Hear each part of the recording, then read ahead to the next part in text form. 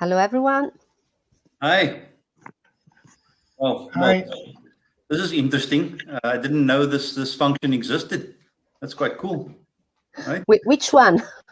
Having the multiple people. Ah, the videos. Okay. Yeah. Yeah. Okay, so it's 5 o'clock, and we do to start. So let's see. Welcome back, everybody. And we're going to start this session with a bit of a one-on-one. I've got a couple of questions that I'm going to pose to our two guests here. And tell me, am I pronouncing this correctly? Luisella? Perfect. Okay, cool. Okay, so let's go with ladies first. So Luisella, you are the EMEA Head of Industry and Strategy Transformation at Oracle and you're based in Italy, correct? Correct. Okay, so maybe you could tell us a little bit more about your role and your position and how that, what is your connection to R&D and the topic of innovation?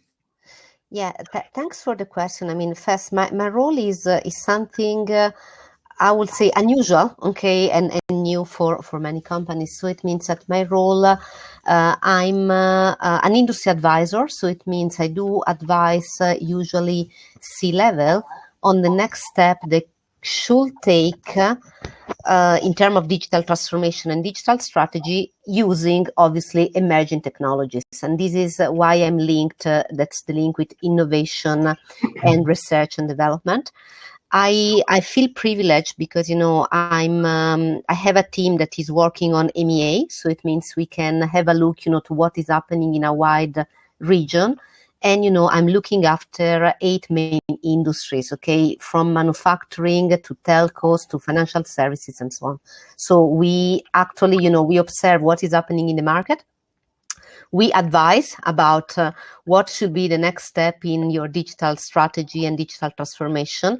And then we provide back this feedback to our product development, also to influence what we are going to do next in terms of product and solution for different vertical industries.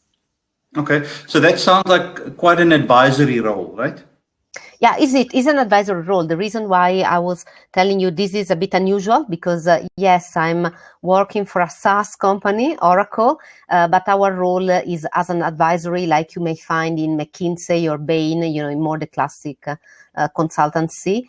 And, you know, this is perfect for me because before, you know, I'm a product manager. So it means that the first part of my career, I was launching new product in tech companies. Then I was head of digital for a few companies, mainly manufacturing sector. And now I can have my soul that, you know, both the product manager and the digital strategist that are both useful, okay, for my advisory role.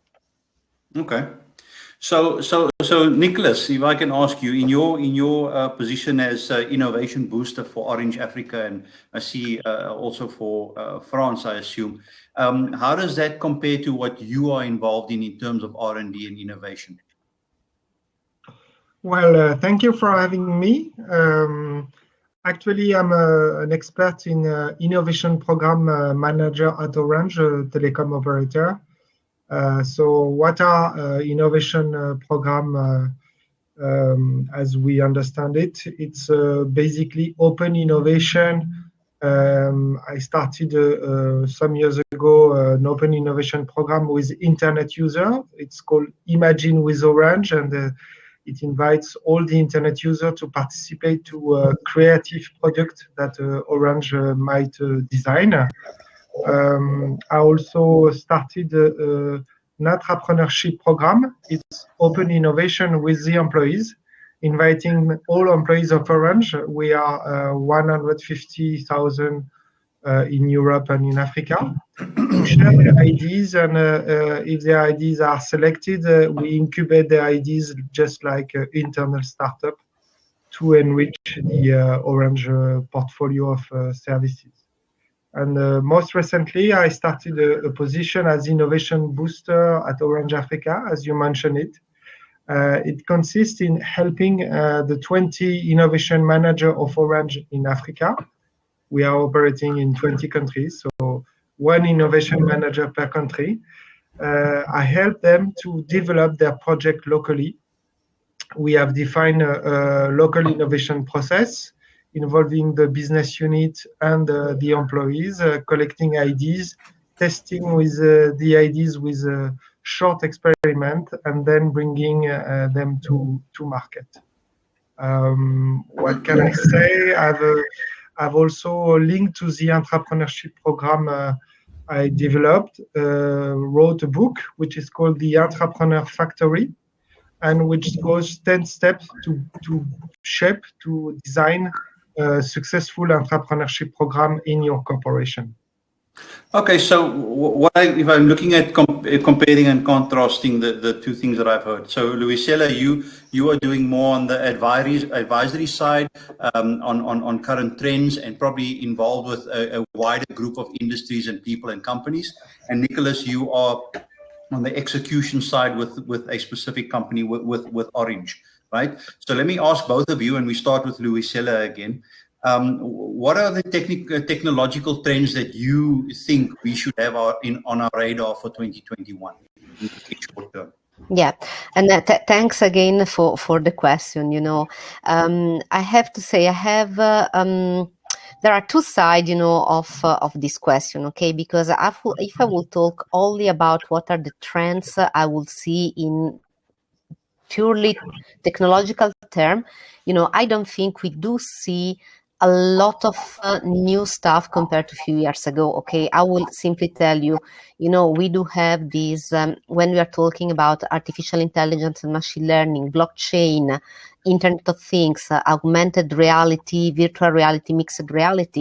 Okay, those are the main area where we do see company piloting, pivoting, and investing. And this is not so different, okay, compared to few years ago, at least on paper.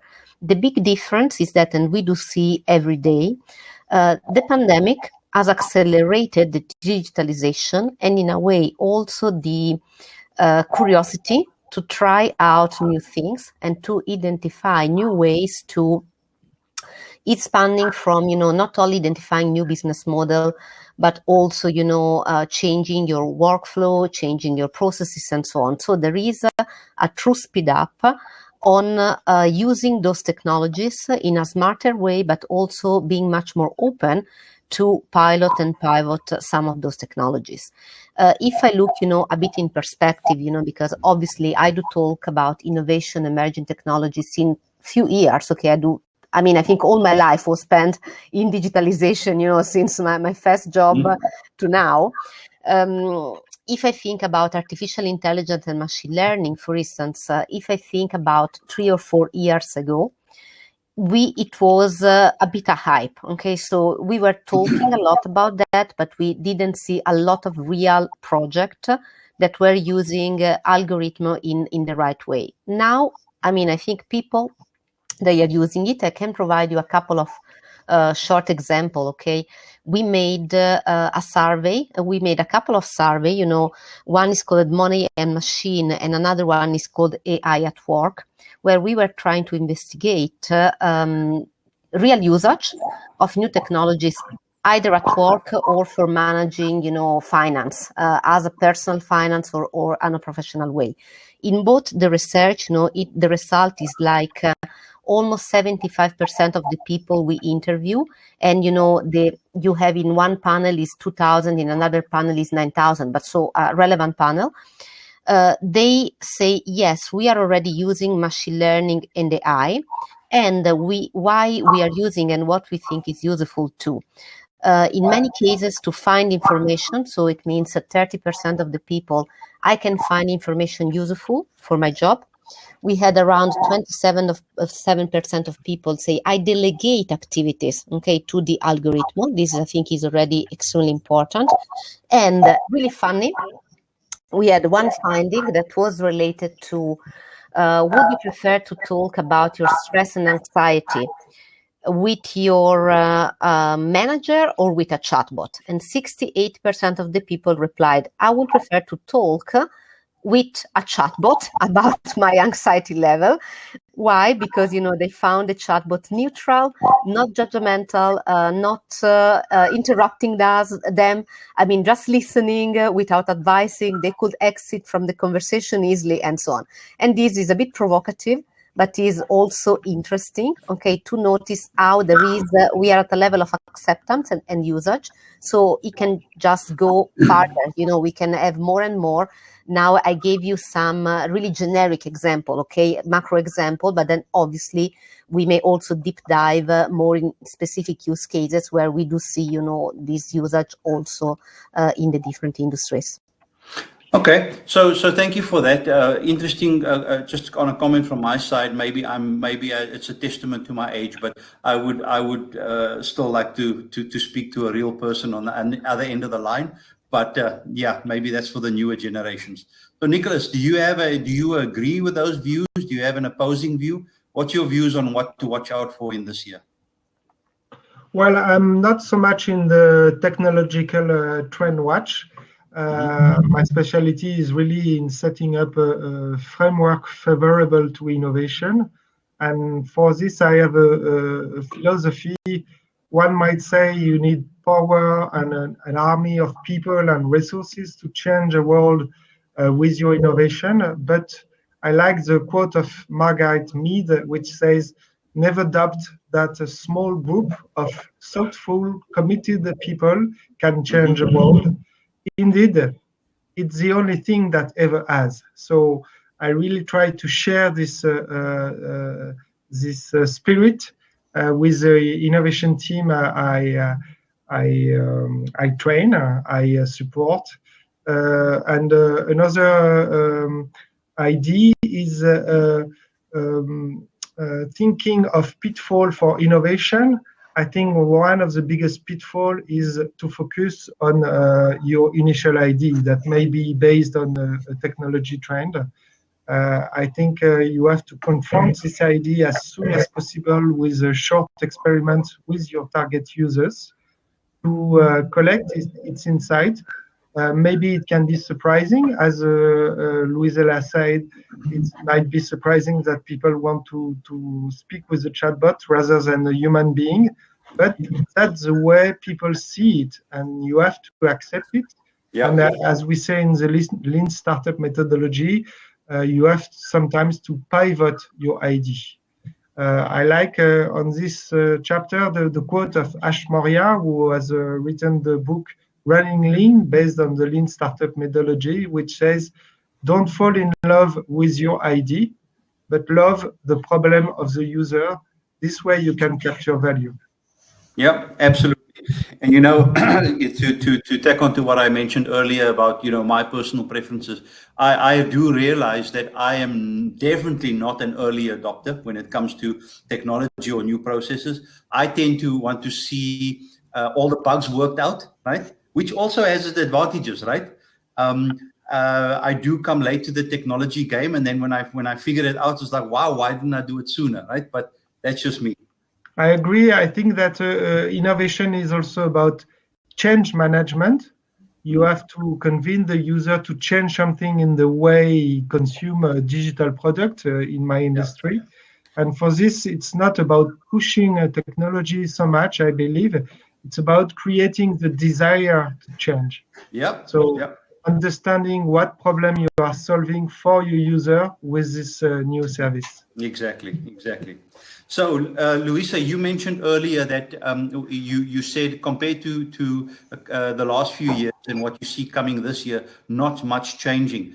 Do you think, in your personal opinion, the COVID-19 situation, right, which started last year, has impacted on the progress of emerging technologies like artificial intelligence, machine learning, IoT, blockchain? Do you think it like most of the other things in our lives, did it put a push on the pause button? Yeah, no, thanks for the question. I think it's rather the opposite. It's not a pause, it's an acceleration. Okay. So if we can say that COVID-19 has done something, is accelerated digitalization. I think I saw on LinkedIn already, maybe it was 1 year ago, we had like a kind of comic stuff that was saying who was responsible for your digitalization. Was the CEO, was the CDO, no, was the COVID-19. Okay. And this is what we do see daily.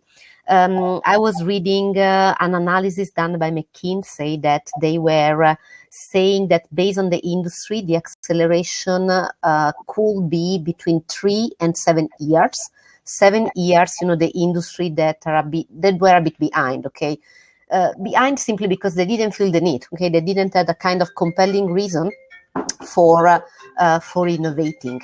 And if I think about, chemicals, manufacturing, I think for me, those are the industries that now are accelerating the most, and, they are impacted the most. Think about, even the way of selling, okay, or all the area, or what we call the customer experience. That could be, marketing, sales, and service, or every touch point that you may have with your customer. In many companies that are really traditional, the salesperson doesn't go anymore to visit their customer, how they were doing in the latest year. So they need to digitalize those activities. And what is also, there are a lot of studies about that. It means that also is accelerating the change in the way of selling. It means that marketing is taking a much more prevalent role, also in terms of the content that you share. So it's like the content and the message is becoming much more relevant, because people, they are looking for information. They want to look for information by themselves.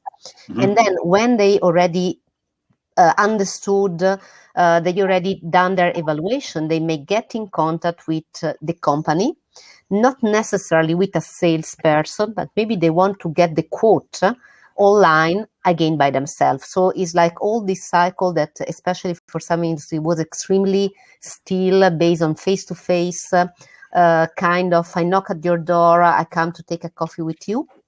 Now it's heavily digitizing. Same, for the webinar as we are having today. A lot of companies, they don't do anymore trade conferences, but they moved to doing webinar and, talking with some of the executive. It seems that this was bringing also extremely good results. So if you are able to manage them well, so it means you segment your audience, you have the right content, you do the right follow-up.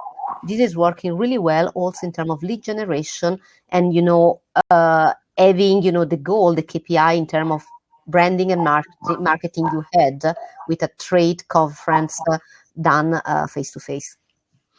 Okay, so my comment on that is I've definitely seen that, especially in critical functions like medical. I've seen it in some of the businesses that were easily able to switch over to a digital platform. Great. I still have a question in my mind whether or not we as human beings are ready to let go of the personal touch just yet. I believe that once we come out of this pandemic, most people are going to be very glad to getting back to the personal meet and greet and that personal interaction. So in a practical business sense, Nicolas, in your business, for instance, last year, I know that a couple of businesses that I'm involved with or that I'm aware of, there was a lot of pressure with regards to revenue, and then there were budget cuts and cost cutting. Did that affect your business in any way in terms of the investment or time and effort on innovation? Well, it has basically, as Luisella said, it has accelerated some digital projects. Let me go through 3 examples that we've seen in Europe and in Africa. Shaping, designing full digital offering, let a new subscriber adopt a telecom service. That's what Orange Polon did with their offering Orange Flex. You just have to download an app on the App Store or Google Play. You choose your plan. You download an eSIM. You don't have to receive your SIM card by the mail and wait a few days for the mail to process it. You upload your ID and you take a selfie of yourself to identify yourself. And in a question of minutes, basically the average activation is around 2 minutes. You activated your telco service. So that's something amazing, and it, of course, it has been accelerated by this lockdown context. In the same way, in Africa, we are very strong with the Orange Money mobile money service, using a wallet linked to your mobile account, where you doesn't need to have a bank account to have this money account, and you can transfer money to anyone, and also pay for commerce and e-commerce services with this mobile money service. We've seen an acceleration of this. Of course, it goes toward a kind of cashless society, because in this context of COVID, cash is not very safe to handle. And now Orange has reached 50 million users of mobile money user in the 20 countries where we operate in Africa. It's an idea that it's interesting in terms of innovation, because it's an idea that was born in Kenya with the local operator Safaricom. It was not developed on trendy technology. It was developed on SMS platform.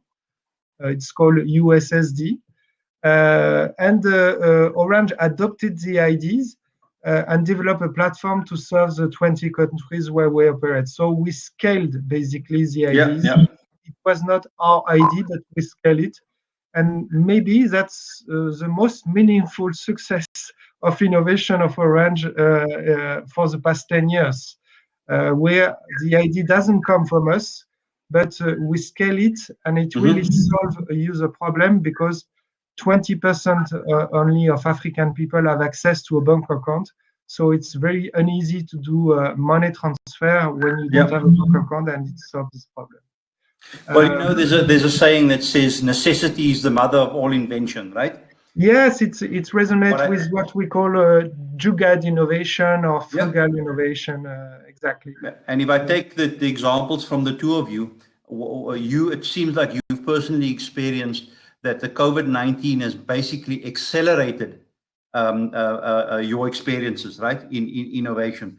So, I mean, some of us have been lucky to be involved in industries or companies or products where we had to make a plan, right? And this comes down to the profit motive. At the end of the day, that's a big motivator, right? Companies want to keep their bottom line, and it stimulates the creative process and coming up with all these great new ideas. And I always challenge, why do we need a disaster, right, to get the creative juices flowing, right? But it happens. We maximize it, so it's all good. You know what they say at Google, innovation loves constraints. Yeah. Nicolas, you mentioned earlier that you've written a book on what's the title? Entrepreneurship. Yeah. So just a question. You've written this while you've been working for Orange, right? Yes. Did some of your source material come from your company? Did you do it in collaboration with your company? Just give us a little bit of background. Yes, basically the trigger for writing the book, The Entrepreneur Factory, is that during the 3 years I have handled the entrepreneurship program at Orange, I met with a lot of peers, innovation peers, entrepreneurship manager. And I realized at the end of the meeting that I was more or less always mentioning the same points, the same steps to go through to help them build their entrepreneurship program. So I said to myself, why not put down this 10 step into a book? And that became this practical guide, which is the Entrepreneur Factory. Okay. And for each step, it's not based on the experience that we develop at Orange. It goes through the experience of 40 corporations. And at each step, I mention what the several corporations are doing regarding this step. And it's up to you, innovation manager or entrepreneurship manager, to make the right choice for your company. Because I also believe that innovation really need to stick with the culture of your company. It's not only a question of organization, but it's the right mix between organization and culture. So I'm glad you mentioned that, because I want to come back to you now, Luisa, especially considering that you in the you deal with a much broader range of people. So when we're talking about the topic of innovation, digital transformation, etc., what do you think are the key factors that can help organizations change quickly? Yeah, this is also a good question. I think you need, let's say, I will share a small framework and then one example. Okay, so the framework is also you need to understand what you are looking for, okay, or what you are trying to do, because there are different kind of innovation, and I think also Nico knows much more than me, okay, and maybe can elaborate on that. But one framework that I try to use is distinguish between, in a really simple way, are you looking for, let's say, a new business model or a new workflow, or are you looking for new technological capabilities, and how those two kind of different needs are going to match. So it means you may have, if you are focusing only on the new business model, so this is independent by technology, maybe you are disruptive. Okay, we may think about, the classic example is the Uber of this world, the Airbnb. So it means that they were entering in a market, so they were like the new guys, and the hotel was the incumbent. So in a way they were disruptive because they were entering like from external in an existing market. But this is mainly about new business model.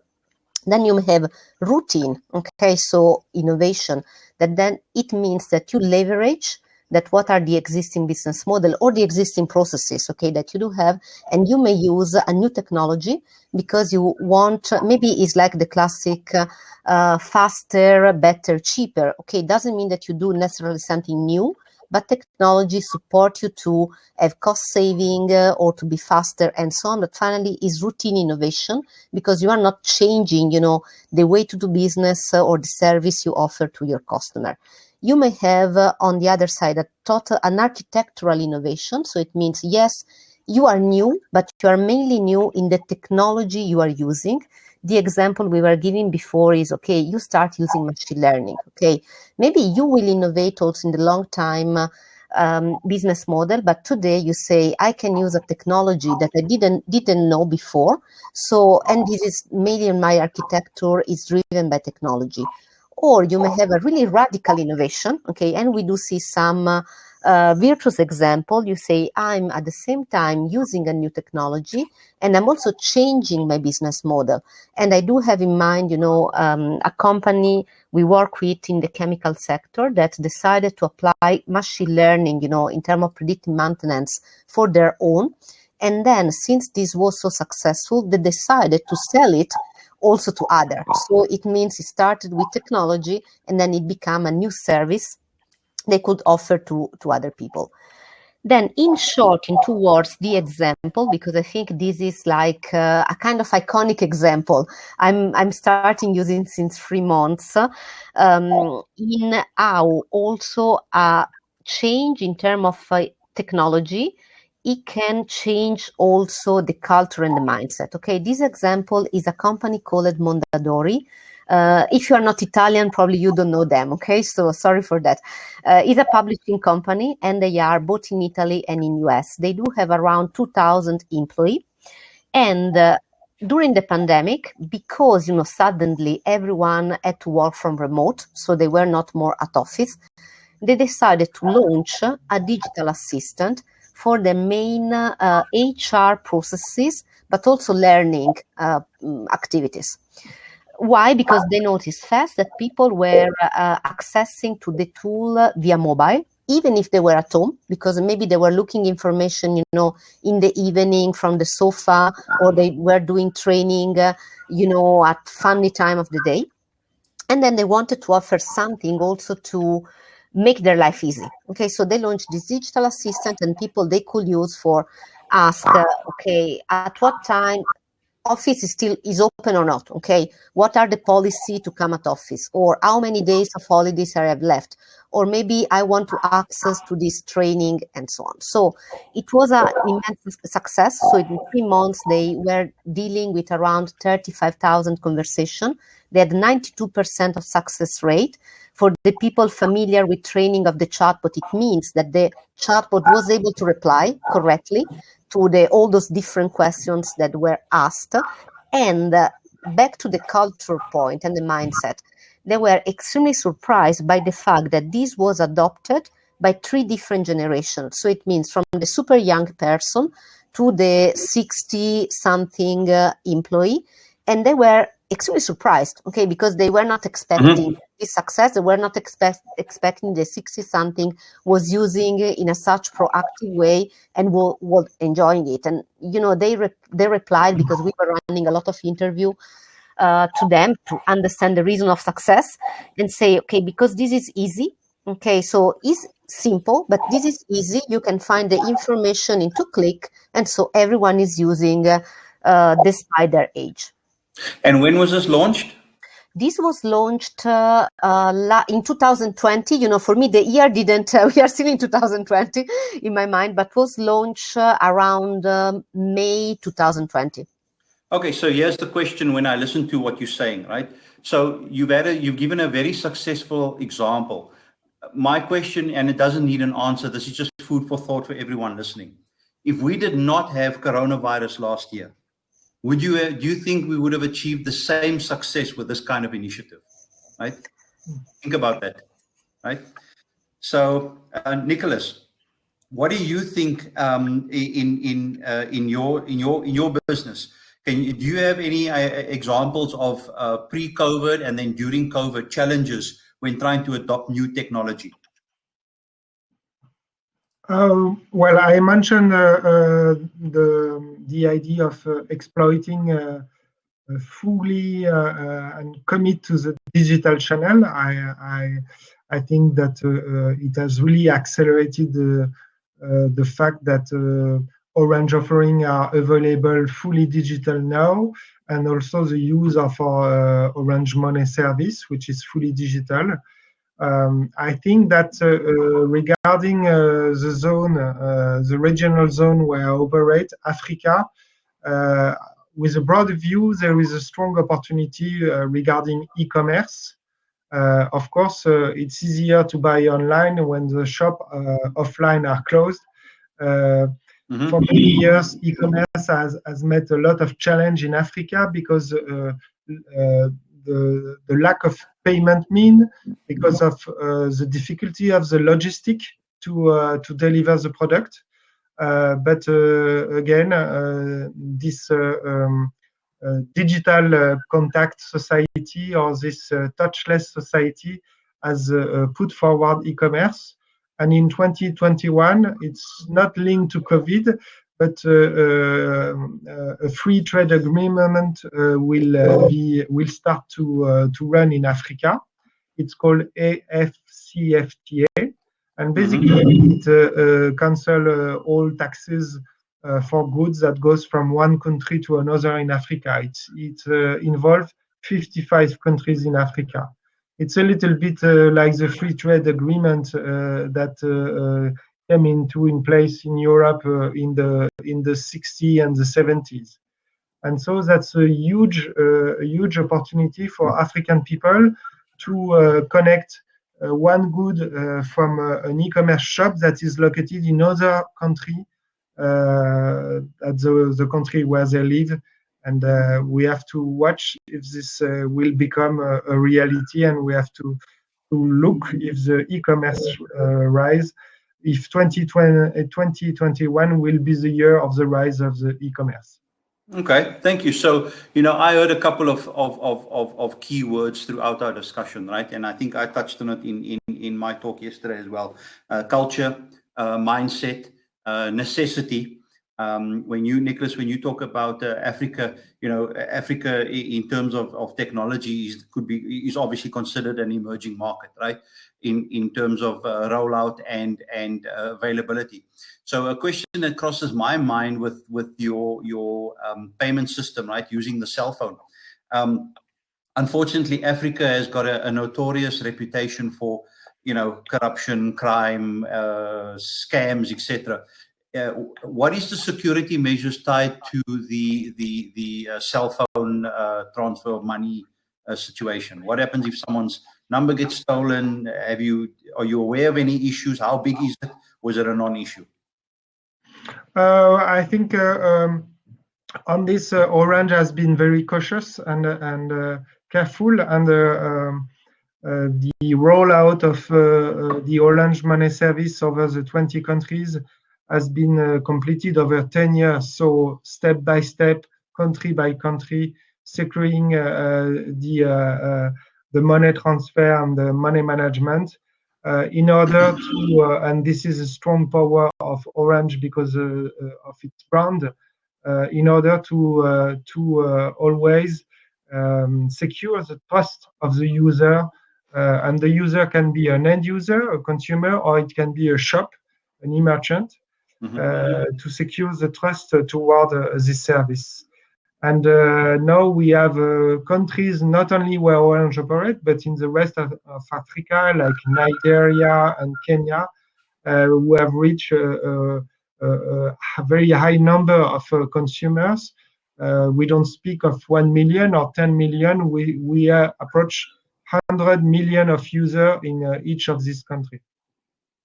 So saying that security is not a major issue currently.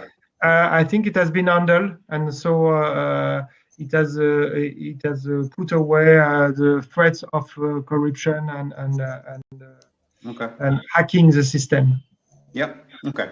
So, Luisella, what's on the menu for 2021 for you and your business, your company?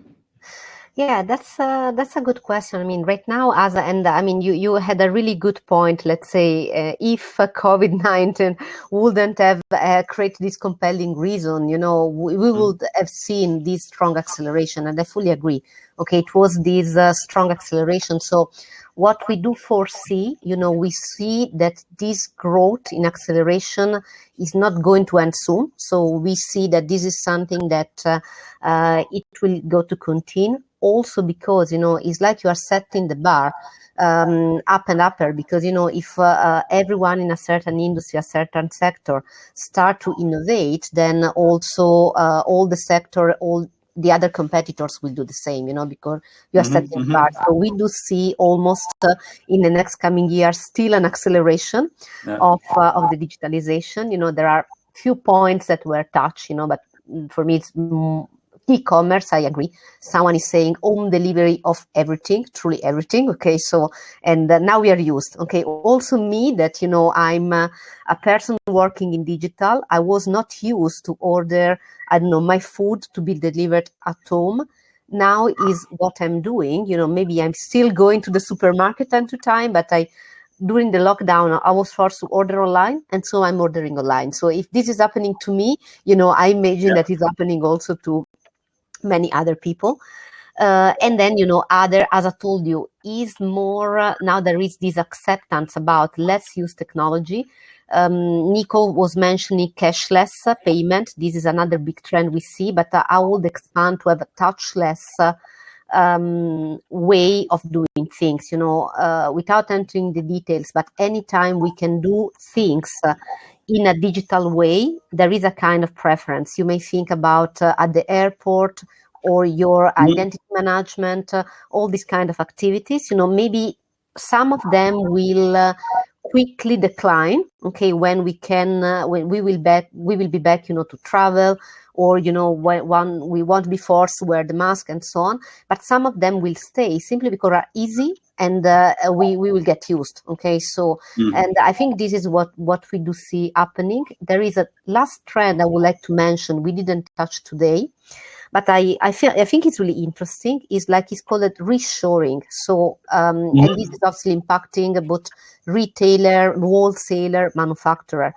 Starting from the 90s, okay, we know that we had this tendency to offshore the production, the supply chain, and so on, mainly driven by price. Okay, it was much less expensive, for instance, to produce something in Vietnam and then to organize the logistics and the supply chain to bring it back, maybe a single item, a single part, in Europe, maybe to assemble it in Europe and then to distribute that. This is changing because, many companies realize that all their plan B and plan C didn't happen. So it means maybe they had a production location in Vietnam and another in China, and or maybe two in China. So all of those were not accessible. So this was destroying, at least for a certain time, was not guaranteeing the business continuity. Okay, this was the issue they had, and then they started rethinking why we don't start analyzing a more reshoring approach.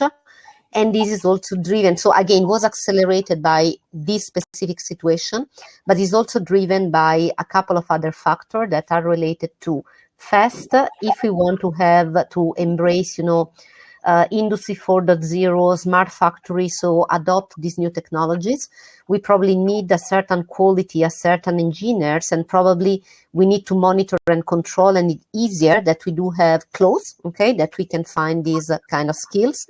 And second, also now, also with this home delivery of everything, people are a bit spoiled, okay? Even in B2B, they expect a prime delivery, so same day or in 2 days, and this is possible mainly if the factory is really close. Okay, if you have this reshoring approach because it's really far away, you can't really meet this expectation. Yeah, so either manufacturing is close by or there's a distribution hub close by, right? Yeah, correct. And I think it's interesting to note that we've had a trend where companies have gone digital and online, but we've also had a bit of reversal, right? We've had Amazon going to physical stores with the Amazon store. Yeah. With some innovative technology where there's no one working there except people unpacking stock, going in, going out. I've seen. I would like to see it myself. The goods you put in your trolley, when you take it out and you just walk out and it automatically debits your account. So that's interesting. But I think at the core of what you've said, if I understand it correctly, is we're in a marathon, right? We've had a bit of a step up in the race at the moment, because with COVID-19, but we can't be complacent, right? Things are going to continue to accelerate, and we need to stay ahead of the game, right? So, Nicolas, what are your thoughts? What's on your menu for 2021? Well, in 2020, we have set up the ground for innovation to thrive in Africa with this community of 20 innovation managers. We use a channel that we call Radio Innovation. It's a weekly channel where we invite innovation manager and startup from Africa to give a testimonial about what they do to inspire our community and to acculturate to innovation this innovation manager. As I said, we have defined a lean innovation process to collect ideas and to quickly go to confront ideas with the customer target. In 2021, the challenge is to scale this innovation process. Basically, in each country, they can run this process and go and test 5 ideas per semester, which means test 10 creative solutions per year. And at the level of the region, if you multiply by 20, that means testing 200 creative solutions per year. That's really the power of community. If you think that after we can replicate these ideas from one country to another. Of course, this bottom-up initiative, we have to be careful to get the top-down support, because I believe that innovation in a corporation can develop if bottom-up initiative meets with top-down support. That's very important to work together to be aligned. That's what I would call the magic wand of innovation. So, and it looks like we're just on time here, and I would just like to summarize my thoughts on this based on what the input that you've given. So, if we want to talk about a successful innovating company, innovation initiative, culture is important. Mindset is very important. I think answering the why for every person in the company, right? Why are we doing it? Why are we changing? Why are we transforming? And I think at the end of the day, most importantly is stay hungry, right? Don't get complacent. We had a success, and now everything's going to be okay. It seems like the pace of acceleration is continuing to get faster and faster and faster. And if we want to stay competitive, we need to stay ahead of the game, right? So stay foolish, stay hungry, as Steve Jobs used to say. So Luisella and Nicolas, thank you for your input. It's much appreciated. We've ended on time, but I suppose if there's anybody that's listening that would like to ask anybody any questions, you're welcome for the next few minutes. And then if there are none, then we'll close off. So thank you again, guys. Thanks to you.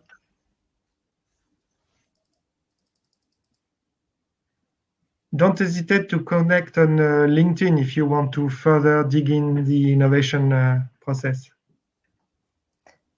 Yeah, no, this is valid also for me. I mean, maybe I think, Nico, you already done, but we can post also, our LinkedIn profile in the chat, just done. So it will be great, to keep the conversation going. And I understand it's a bit late. So maybe, people after 1 day, they are also a bit tired in a way, but we can keep the conversation going on LinkedIn. Yeah, I say it at every one of these conferences. The biggest thing for me about these conferences is meeting new people. Sometimes people I already know, reconnecting with previous colleagues, but having the opportunity to share ideas and experiences, right, that might give us an opportunity to short circuit the learning process, right, and jump ahead, don't reinvent the wheel. And the more people we connect with and the more experiences we share, the shorter our learning curve, right? That's the biggest advantage that I see in these type of events. Oh, there is one question. So let's see. Let me see what it says. To all panelists, tackling innovation management and digital transformation is different in different regions. How challenging the mentality is the difference in cultural diversity from your experience?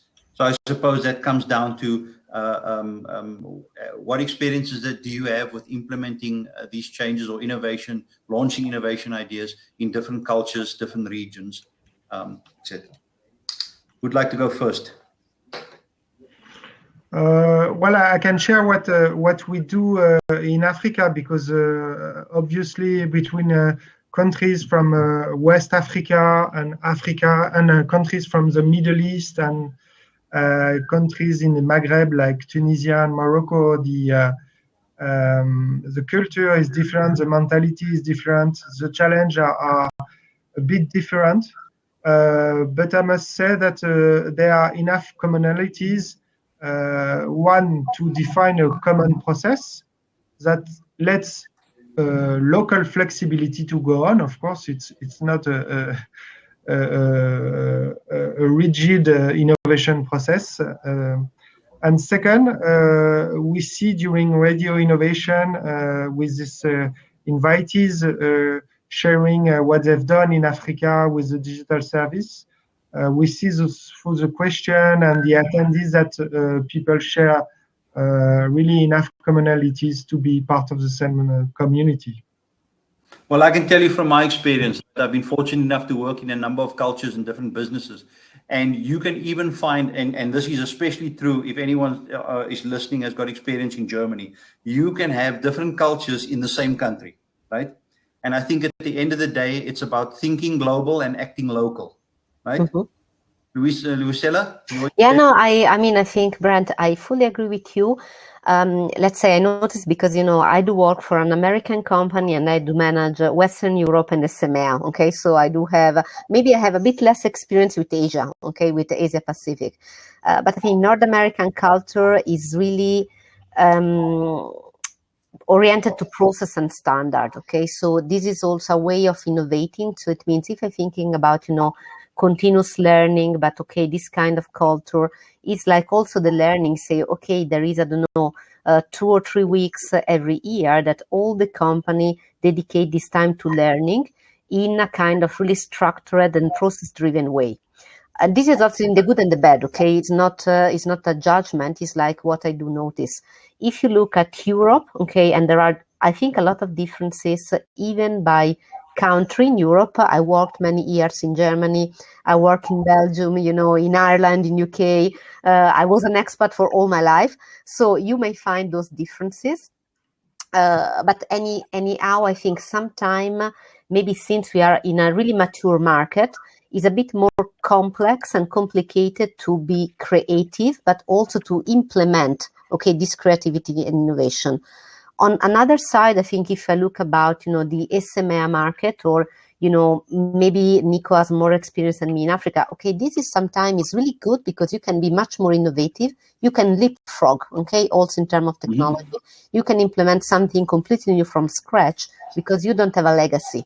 So in a way, this could be more innovative, but then maybe in execution, you need to drive people, to guide people into be more structured, because maybe culturally they're a bit less disciplined, okay, than in other countries. Okay. So we have another question here that says, do you think blockchain is at a mature stage to guarantee transparency, or is it just more now a big hype and a marketing strategy? Yeah, this is a great question. I think in terms of technology and in transparency, yes, the technology is there. I think that the problem is something else, okay? Often it's like when a technology is hype, okay? It could be the same with AI. People, they want to jump in blockchain, often not asking the why, not understanding what is really we want to fix, okay, what we are trying to do. And in some cases, they want to embrace a new technology because this is hype. But then finally, maybe they don't need the blockchain, okay? They may do something, they may reach the same result or even a better result with something much more simple and straightforward. And I think this is the reason why sometimes we see this kind of gap, between blockchain and then the real usage. And then it's true that we had a bit of hype, probably marketing driven or PR driven, and then in some cases maybe it's not needed. Okay, manufacturing, blockchain is great if you can build an ecosystem of supplier, if you do have certain condition. That when this is a great thing to do. In other situation, maybe again you don't need that. Nicolas, do you have experience with blockchain? No, not really. Okay. So I'll tell you honestly myself, I think I understand the concept. So that would imply that there is a marketing hype, absolutely, I think. But there's also maybe a lack of communication to the broader audience of exactly what blockchain is and what it can do. I must admit, when you think about something like Bitcoin, right, I far away, because when something is too good to be true, when you're talking about huge amounts of money, again, if you get in early in the example of Bitcoin, you can make money. If you get in late, you can lose money, right? I think when we talk about blockchain in terms of industry, we're not talking about the Bitcoin type situation. We're more talking about the ability to share information and how it gets done, right? Yeah, absolutely. Again, we are all very traditional, right? We are all still working with Microsoft Office, Word, and Excel, and email, and very new, well, relatively new, the cloud. So now we want to throw blockchain in there, and I think it's still not a broad understanding of exactly what that is. Does that sound about right? Yeah, no, it's right. I think also the hype of Bitcoin and generally the cryptocurrencies was helping to increase the confusion. Okay, I think a lot of people still they think, okay, but Bitcoin is blockchain. Okay, blockchain is the technology behind where cryptocurrency are enabled.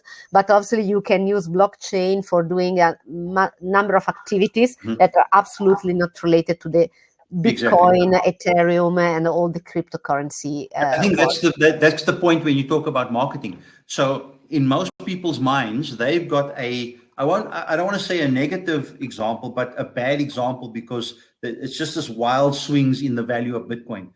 I personally cannot think where I've seen any good examples of where blockchain has been used to advantage an industry or company. We do have a couple of examples. Okay, I'm not in short. I mean, maybe if you are interested, you can look offline.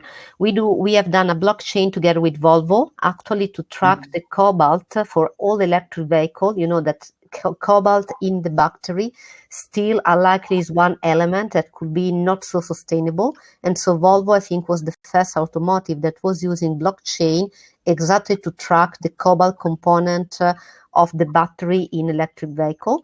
And we launched it, I think, already a couple of years ago. So it's already since a couple of years in the market. We were doing also a lot of blockchain example for the shipping market. I think there is cargo ship, if I remember correctly. But okay, this is like for big ports when because shipping is really complex, so it's already by nature a kind of ecosystem. And so in this case, where you do have a lot of different suppliers, and you need to easily connect and share information paperless, digitally, this is a big saving, but also have a better transparency between this kind of network of suppliers. So, there are cases, I would say more on shipping, manufacturing, automotive, and so on, and obviously financial services. But I think banks, like big banks, they were using blockchain since ages, also for internal transaction. But that's, I think, is a bit different. But that's my point. There's a very good example you gave, but it's not very well known, right? So maybe there's related to the whole marketing, there's a marketing that says blockchain, blockchain, blockchain, but maybe some good solid examples on how it can practically help people would go a long way to changing people's mindsets, right? Yeah. I understand that there is an opportunity regarding a smart contract handled and facilitated with blockchain. Yeah, no, there is. I mean, this is one of the typical use case. Absolutely. Yeah. Okay, so we've got only a few minutes left before the next speaker needs to start. So last question for you, Nicolas. Is there a second book in the works? I have myself recently, and writing a book, it's great when it's done, but during the process, it's really painful, So is that a yes or a no? It's I'm not sure. Yes. Okay. What is really difficult is when you start a new chapter with a blank page, going into the story and writing down the line that you have in your mind is really hard work. But I like at the end of the day, I like the adventure, and moreover, I like to share what I have written with the readers and interact with them. Well, thank you. So Luisella and Nicolas, thank you very much. And everybody listening, take heed and feel free to connect with the three of us at any time. And thank you. Thank you. Bye. Thank you. Bye.